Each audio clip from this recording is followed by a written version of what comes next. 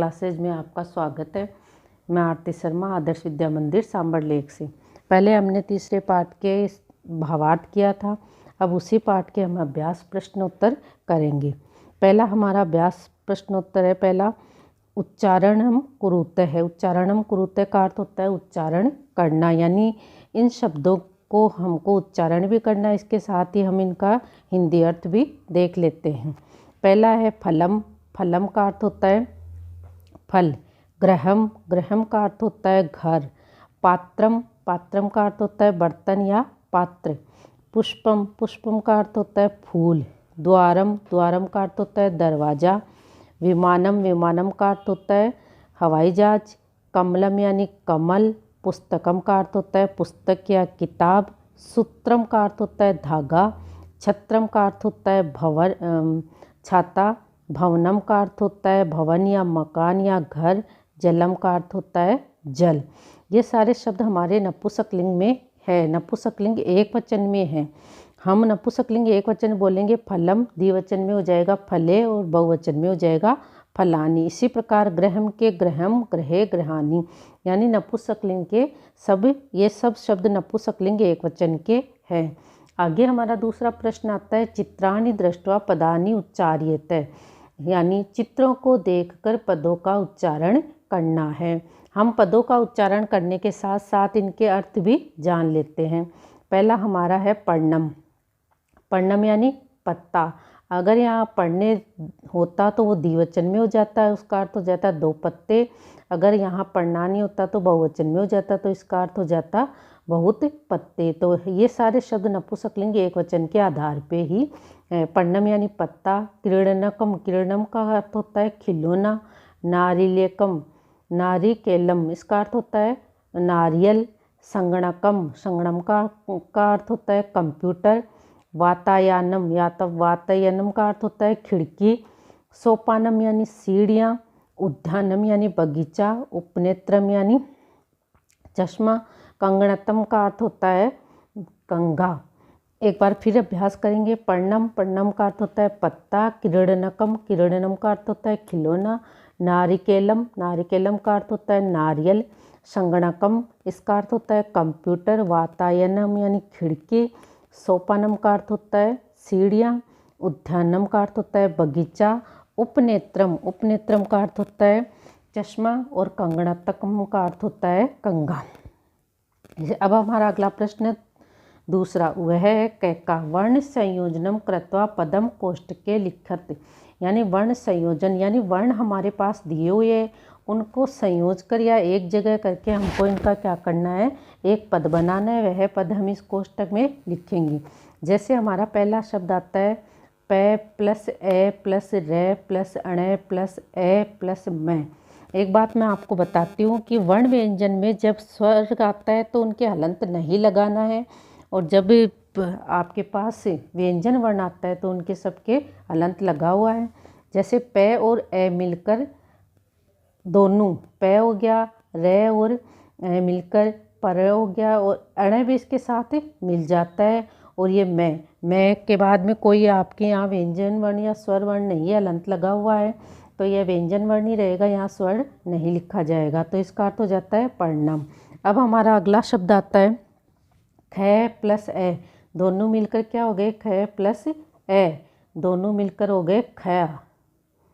आगे हमारा शब्द है न प्लस ई प्लस त। अब इन शब्दों को हमको मिलाना है, तो न प्लस न के बाद ए ई है, तो ये न हो जाएगा।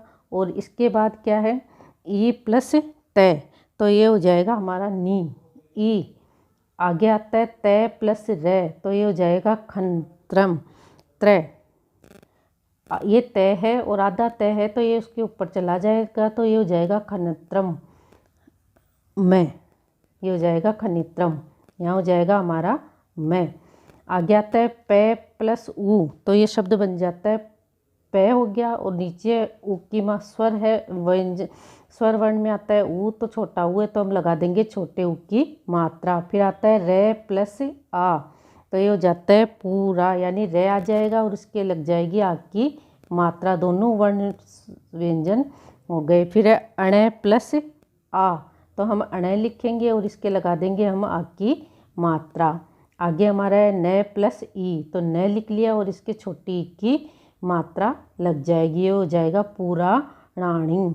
इसी प्रकार आगे का शब्द है हमारा पे प्लस ऊ औ, तो ये हो जाएगा पे और इसके लग जाएगी किसकी मात्रा, ओ की मात्रा, तो ये हो जाएगा पो।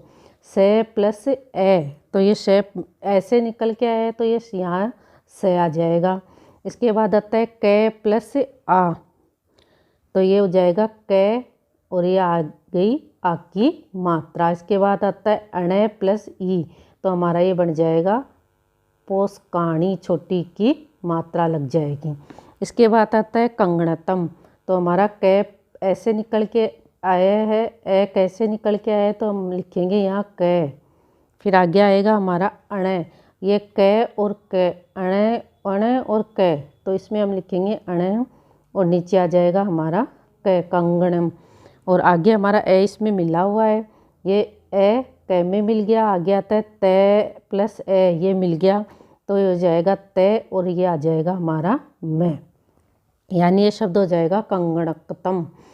आगे हमारा दूसरा इसी पद का दूसरा व्यंजन, दूसरा प्रश्न है अधोलिखिता नाम पदानाम वर्ण विच्छेदनम कुरुते, यानी नीचे लिखे हुए, अधोलिखिता नाम का अर्थ होता है नीचे लिखे हुए पदों का वर्ण विच्छेद करना है। पहले हमने इन वर्णों को मिलाया था, यानी इनको एक किया था, अब इन वर्णों के आधार पे ही हम ऐसे हमारा वर्णों का विच्छेद करेंगे। जैसे हमारे पास आता है पुस्तकम, तो इसमें पहले हम लिखेंगे पै और पै के क्या लगा देंगे हलंत, क्योंकि ये हमारा व्यंजन वर्ण है। उसके बाद पै के नीचे मात्रा है ऊ की, छोटे ऊ की मात्रा है तो छोटा ऊ लिखेंगे। उसके बाद प्लस, उसके बाद आता है हमारा पुस्तकम, तो आता है हमारा से, तो से के हम लगा देंगे हलंत, ये हमारा आधा से हो जाएगा। उसके बाद इस आता है तय, पुस्त तय प्लस तय, तय के हलंत लगा दिया, ये व्यंजन वर्ण में गया। उसके बाद तय से निकलता है त ए, तो ये ए आ जाएगा प्लस कै, कै के बाद आता है कैसे निकलता है ए, तो ये हमारा ए हो जाएगा और लास्ट अंत में आ जाएगा उस हमारा मैं, यानी यहाँ मैं है तो ये मैं आ जाएगा। तो ये शब्द बन गया पुस्तकम, यानी व्यंजन वर्ण के हलंत लगाना है और स्वर वर्ण के हलंत नहीं लगाना है वर्ण विच्छेद करते समय। अब हमारा आता है भित्तिकम, भित्तिकम में हम लेंगे पहले भ प्लस ई, छोटी ई की मात्रा है तो यहाँ छोटी ई लिख देंगे। इसके बाद लिखेंगे प्लस तय, ये एक तय है और ये दूसरा आधा तय है हमारा, इसके ऊपर यहाँ एक तय के ऊपर दूसरा तय है, ये दोनों तय लिखेंगे। उसके बाद हम लगाएंगे छोटी ई की मात्रा, यहाँ छोटी की मात्रा है। फिर इसके बाद आएगा हमारा कै और कैसे निकलता है ए, उसके बाद आता है मैं, तो ये हो जाएगा भित्तिकम। अगला हमारा शब्द है नूतनानी, तो इसमें हमको क्या करना है, पहले हमको लगाना है न के बाद लगाना है बड़े ऊ की मात्रा, क्योंकि इसके नीचे बड़े ऊ की मात्रा है। उसके बाद आता है प्लस तय, तय के लगाना है हलंत। उसके बाद तय से निकलता है ए। अब उच्चारण करते हैं किसी भी शब्द का तो वर्ण व्यंजन के बाद अगर कोई स्वर की मात्रा है तो वो मात्रा आ जाएगी, नहीं तो उच्चारण के अंत में ए ही आएगा। जैसे अगले वाला वर्ण आएगा ना हमारा इसका न, अब न के आग की मात्रा लगी हुई है तो हमको उच्चारण में आए लिखने की ज़रूरत नहीं है, क्योंकि यहाँ आग की मात्रा है तो हम यहाँ आ लिखेंगे। तो न प्लस आ प्लस न, इसके बाद हमारा न आता है और न के छोटी की मात्रा लगी हुई है तो हम इस छोटी को यहाँ लिख देंगे, ये हो जाएगा हमारा न्युत नानी। अगला आता है हमारा वात यानम, इसका भी यही हो जाएगा। वर्ण विच्छेद में पहले लिखेंगे व प्लस आ की मात्रा है, यहाँ स्वर आ जाएगा आ और तय के यहाँ आएगा फिर तय, तय के पश्चात आएगा हमारा वापिस आ, क्योंकि आ की मात्रा लगी हुई है यहाँ। इसके बाद आता है हमारा यह के बाद कोई मात्रा नहीं है तो यहाँ स्वर निकलता है ए। इसके बाद है प्लस न के पश्चात कोई स्वर की मात्रा नहीं है तो हमारा यहाँ स्वर निकलेगा ए, प्लस मैं के अंत में हलंत लगा हुआ है तो हमारा वर्ण व्यंजन यहीं समाप्त हो जाता है, ये हमारा मैं लिख देंगे। उसके बाद आता है उपनेत्रम, उपनेत्र में स्वर से शुरू होता है तो पहले हम स्वर ही लिखेंगे ऊ प्लस पे प्लस पैसे निकलता है हमारा ए, तो ए आ जाएगा। उसके बाद आता है न, यहाँ न है तो ये हमारा न आ जाएगा। उसके बाद न के ऊपर एक की मात्रा है तो यहाँ स्वर वर्ण ए आ जाएगा प्लस। अब त्रय में हम आपको बताते हैं कि आधा तो आता है तय, और इसके बाद आता है हमारा प्लस रे, और रे के बाद आता है प्लस ए, तो ये हो जाता है त्रय, और ये अंत में आ जाएगा मैं। यानी स्वर वर्ण के बाद व्यंजन वर्ण आता है, और व्यंजन वर्ण के अगर अंत में हमारा क्या है हलंत है तो वो हमारा व्यंजन वर्ण वहीं समाप्त हो जाता है। इसी प्रकार जैसे हम किसी भी शब्द को बनाएंगे, जैसे हमारे पास शब्द आता है राम, तो हम इसको कैसे लिखेंगे, पहले लिखेंगे रे, फिर लिखेंगे प्लस आ की मात्रा, फिर लिखेंगे मैं, और हमारे यहाँ विसर्ग है तो इसका अंत होता है ऐसे, इसलिए हम यहाँ लिख देंगे प्लस मैं प्लस ए, तो ये हो जाएगा राम है। इस प्रकार ये हमारे वर्णों के विच्छेद होते हैं, और वर्ण विच्छेद से ही हम वर्णों का संयोजन करना जानते हैं।